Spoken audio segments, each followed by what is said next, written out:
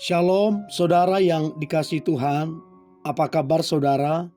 Saya berdoa dimanapun saudara berada dalam keadaan baik, sehat, kuat, serta berlimpah dengan ucapan syukur. Firman Tuhan datang kepada kita hari ini, iman yang menghasilkan sebuah terobosan. Sebelumnya, marilah kita berdoa.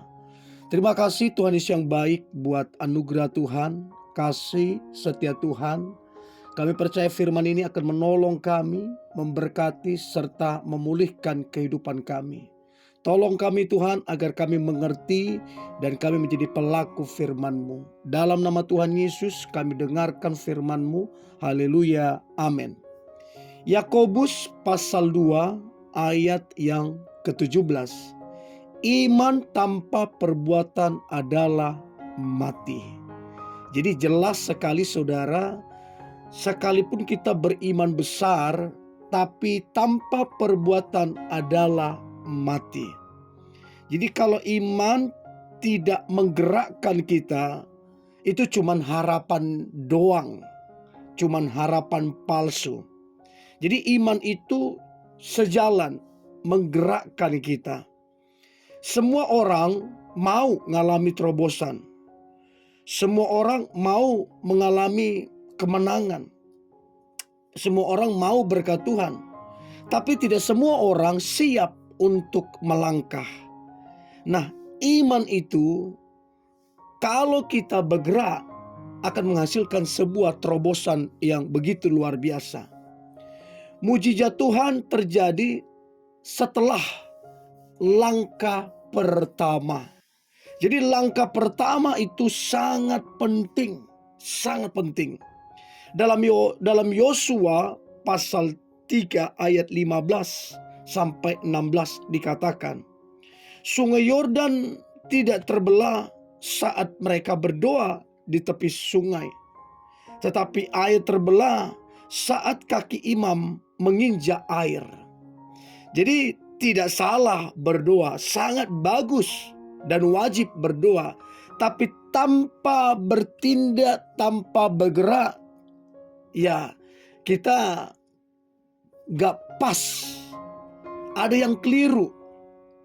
Iman harus sepaket dengan doa. Berdoa iya, tapi iman juga iya. Jangan cuma berdoa tapi gak bergerak. Ya, kaki imam ketika melangkah, langkah pertama, mujizat terjadi. Nah kadang-kadang kita ini tunggu Tuhan dulu bergerak. Padahal Tuhan tunggu kita bergerak duluan. Jadi jangan dibalik-balik. Jangan nunggu Tuhan bergerak, padahal Tuhan sedang nunggu kita bergerak. Nah, mujizat terjadi, terobosan terjadi, langkah awal. Untuk itu saudara, jangan terlalu banyak berpikir ini itu segala macam. Melangkah dulu lah. Melangkah dulu sebagai tanda bukti iman kita kepada Tuhan. Yang kedua, ketakutan itu manusiawi lah, normal. Semua nabi-nabi hebat, mereka pernah mengalami ketakutan. Tapi yang menjadi masalah adalah bukan ketakutannya, tapi diam. Kita diam, tidak bergerak, tidak melakukan apa-apa. Ya, itu menjadi masalah yang serius. 2 Timotius 1 ayat ke-7. 2 Timotius 1 ayat ke-7. Allah memberikan roh yang membangkitkan kekuatan. Keberanian bukan tidak takut, ya. Keberanian adalah tetap melangkah walaupun ada ketakutan itu. Nah, itu penting sekali. Jadi Allah itu memberikan roh kepada kita untuk membangkitkan kekuatan, untuk berani melangkah sekalipun mungkin kita rasa takut gitu loh. Coba lihat saudara Petrus. Di tengah badai, ombak segala macam, di tengah laut, Petrus tetap turun dari perahu walau angin kencang.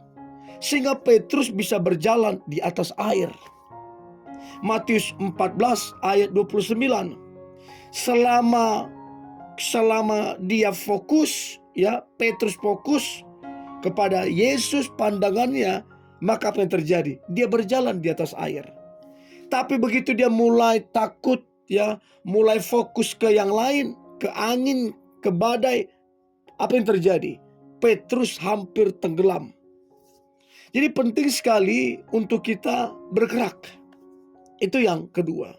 Yang ketiga adalah Tuhan bekerja sama dengan iman kita.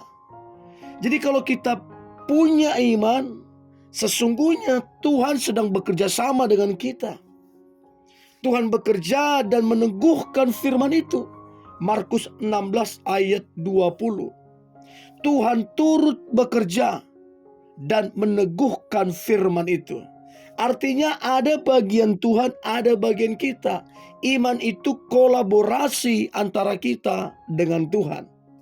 Jadi saudara, bagaimana caranya kita bekerja sama dengan Tuhan? Adalah dengan iman.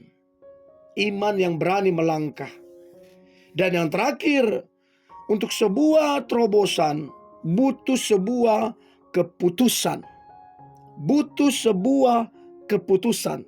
Keputusan untuk apa? Keluar dari zona nyaman. Keputusan apa? Melawan semua ketakutan-ketakutan yang ada.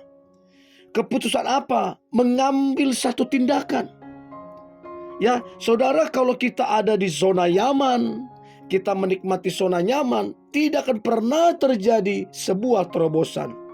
Jadi kalau kita ingin next level, kalau kita ingin grow, bertumbuh, maka kita harus berani mengambil sebuah tindakan dan berani mengambil sebuah resiko yang baru.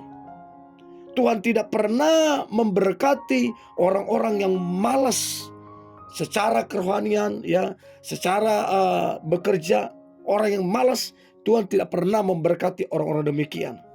Jadi saudara, untuk semua mimpi yang pernah saudara mimpikan, untuk semua harapan-harapan yang pernah saudara harapkan, atau yang mungkin pernah Tuhan berikan di dalam hati saudara, untuk semua itu tercapai, ada sebuah iman yang saudara harus lakukan, ya.